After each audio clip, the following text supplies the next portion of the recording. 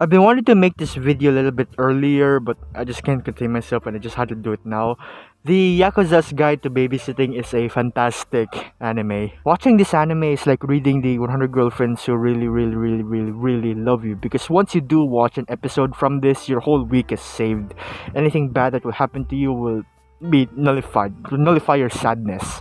And it's a good thing as well that this the episode for this anime is released just right before the episode of Rental Kanajo season 2.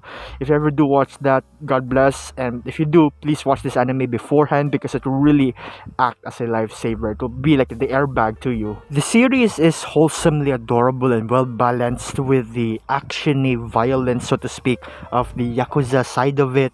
And watching this show every week is truly, again, it's a blessing. I feel like the Renter family at the end of the bathhouse chapter, when they were all huddled up in the bath, right?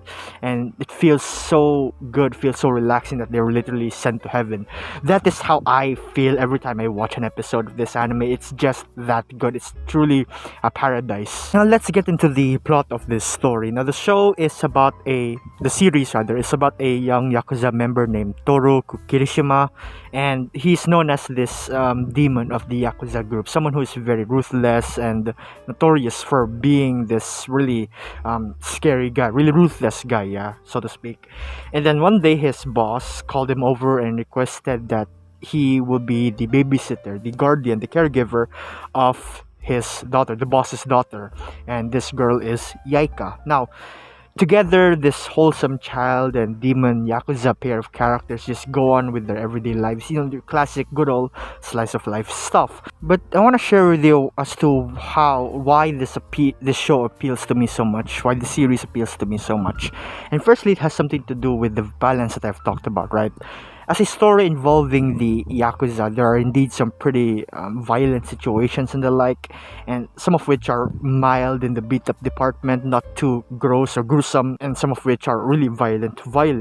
But there are also those where it's just showing the aftermath of it, right? Like, in the room, there's a bunch of beat up bodies, and the one standing is, of course, Kirishima and the like. So there's that. But maybe in the future episodes, as of the recording of this video, there's only a few episodes left. Maybe things are gonna get more messy, so to speak. I don't know. I haven't read the original source material for that, so I can't really say. But with Yaika by Toru's side, I hope that the violence really gets toned down. At least that's to how I am expecting, or how I'm predicting it, so to speak.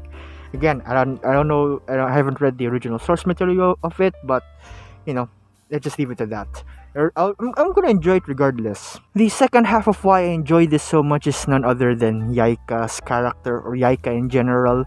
A slice of life series. As a slice of life series, of course, you get all these gimmicks that would, or indicators, so to speak, for lack of a better term, that really show that it's a slice of life comedy in a way. It is, yeah.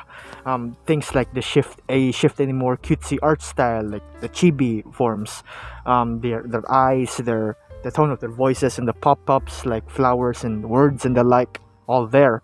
And especially how a lot of these events as well revolve around the Yaika, her school life, her personal life, conflicts regarding her family and others. It really takes that what seems to be, or that seemingly battle anime character Toru, into a more wholesome babysitting, more caregiving scenario, or rather it's just simply him spending time with Yaika. The more these two characters spend time with each other, the more Toru gets, softer. And this is actually one of the things as well that has been addressed in the anime, in the series, how Toru has become more gentle thanks to spending time with her. But of course, that doesn't mean that he has lost his touch as a ruthless demon. Oh no, he's still a badass. Moving on, I just wanted to share with you as well the concept of the conflicts that you'd find in this story, or at least in the anime, as to how far I've watched it, right? And not to spoil too much, essentially all of it revolves around, of course, Yakuza and family. And especially from how Yaika, for instance, Yaika tries to manage things knowing that she belongs to this family of Yakuza. She'd be worried about making friends, right? There's that problem.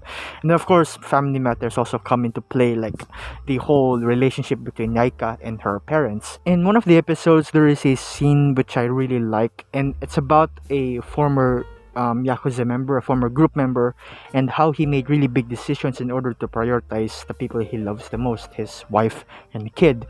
And this event especially is where it really hits me well, surprisingly more than that of the whole conflict between Yaika and her parents. That's just my opinion. Because I suppose it's because of the way it's being portrayed, the whole Yakuza member turned father, situation, and especially the emotions behind it. Behind it is just really amazing. It's freaking amazing. This really goes to show that this show is more than just some actiony and fighting and doing all things Yakuza and the like. Other than that, the series also makes well use of the emotional themes that drive these characters into a more slice of life-ish narrative. We also get to see the backstory of the side characters, Yaika's parents, a bit on Toro as well.